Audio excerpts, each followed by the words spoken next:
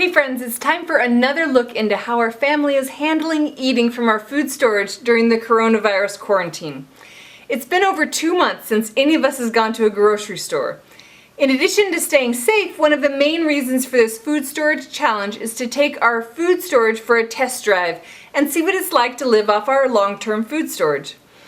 We also want to know what food storage things we're lacking so that we can be better prepared in the future. In this update, I'll share how the kids are handling this food storage challenge, what we ate during the past week, and what grocery items I had delivered. I'll also cover our plans going forward. If you missed last week's update, I shared a pantry tour update after 2 months of our challenge. Looking at what we've used so far and what we still have left was pretty eye-opening. We could conceivably keep this up for a lot longer than we thought. While things have been fine generally, there have been challenging times.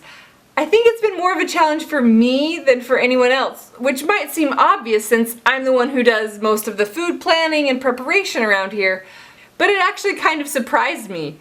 I thought this food storage challenge would be harder on the kids. We have 6 kids ages 0 to 12. But it turns out they are super resilient and total troopers through all of this. They actually probably complain less about food now than they normally do. It's mostly just our 2-year-old and our 5-year-old that ever even complain, and even then, when they realize that we just don't have any whatever it is that they want, they get over it eventually. The older 3 are resourceful, and instead of complaining that we don't have anything to eat, they just ask if they can make something. They've enjoyed making cookies, bread, smoothies, and other snacks from scratch. It's been great. I will say that it would be much harder to keep this up in a pre-quarantine or post-quarantine life, since with 6 kids we do a lot of running around, which takes a lot of time. Now that it's getting hot, extra cooking and baking really isn't appealing. All I really want is something that won't require heating up the house to cook. But it'll still be a good while before anything substantial comes out of our garden. On Thursday afternoon, as I was trying to come up with a dinner plan that wouldn't heat up the house, I texted Mike, even though he was just a couple rooms away in the office, that I was craving pizza and a salad and an ice cream sundae. It was hot outside and I didn't want to cook anything to heat up the house. He suggested peanut butter and jelly sandwiches, and I seriously considered it. But we only had 2 loaves of bread left from the 8 loaves that my 10-year-old made on Monday, and I wanted to have them for Friday's lunch, so I put on my big girl pants and made spaghetti. Since last week I shared a pantry tour update after 2 months of our quarantine food storage challenge, I didn't share the details on what we ate. So here's a rough list of what we've eaten lately. For breakfast we've had oatmeal, cream of wheat, fried eggs with salsa, and sourdough waffles.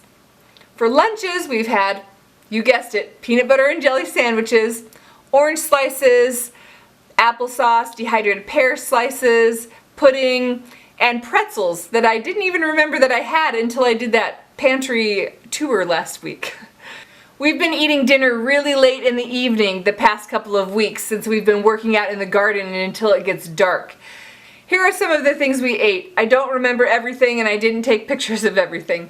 We had some of these meals multiple times as leftovers. Spaghetti. We had spaghetti a couple of times. I made homemade sauce from tomato puree that I canned last year. We had stir fry over rice. We used the rest of the frozen stir fry veggies that we had in the freezer, along with some beef stew meat from the freezer. Steak, mashed potatoes, and veggies. This was the mystery meat steak from the deep freezer. It really wasn't that good. Scrambled eggs with hash browns and sausage. I made the hash browns and mixed everything into a bowl like a casserole except in a bowl. I made one without meat and one with meat. I scrambled the eggs with peppers and onions and added salsa too. It was a hit with everybody and the kids were just asking, when can we have this again? We had berry smoothies along with it. Puff pancakes. Some people call these German pancakes or Dutch babies. Our kids love puff pancakes. We had berry smoothies with this as well. Creamy tacos with rice instead of tortillas. Last time I made creamy taco casserole, I made extra sauce and froze it, so we had it over rice with peas. Okay, I've mentioned before that I've had a hard time letting my pantry staples get low because I'm so used to being well stocked. When I get down to 2 or 3 jars of peanut butter, I start to panic a little inside. Sure, we could stretch that to last a few weeks, but I'm not used to it getting that low. Whenever I need to order something from Walmart, they have free shipping for orders over $35. I consider adding grocery staples in that are a decent price. That's one of the things that's really great about Walmart versus Amazon, is that you can find grocery items available for delivery that are the same or nearly the same price as they are in store. But a lot of times they're sold out, so you have to kind of check back. Because we were getting low on peanut butter, I checked Walmart and found peanut butter that was in stock and had a great price. We normally get the natural peanut butter at Sam's Club, and the peanut butter that I found at Walmart is just regular peanut butter, but it will be fine. I got 5 64-ounce jars. I also got 4 boxes of rotini pasta since we're low on pasta. And I checked out the jam and got a great deal on a 3-pack of raspberry preserves. They're 18 ounces each. I got 2 of the 3-packs, so 6 jars of jam.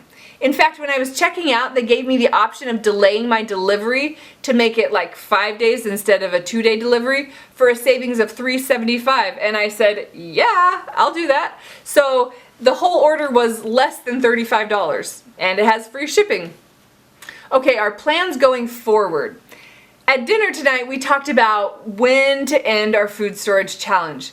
We feel like we have a much better idea of how long our current food storage would last us and what areas need some beefing up.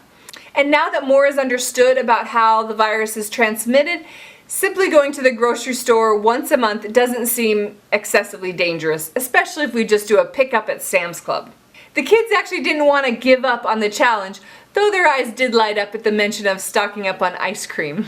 Since our last monthly grocery shopping trip was on March 9th, we decided we'll make it 3 months and we'll do another grocery shopping trip on June 9th. We'll likely still continue to do a lot of the same things we're doing now, like baking bread, but we'll start restocking some things and add in fresh produce and other items that we've been missing. I still have some more things to share with you about our challenge, so if you're not subscribed, go ahead and click subscribe and I'll see you next time.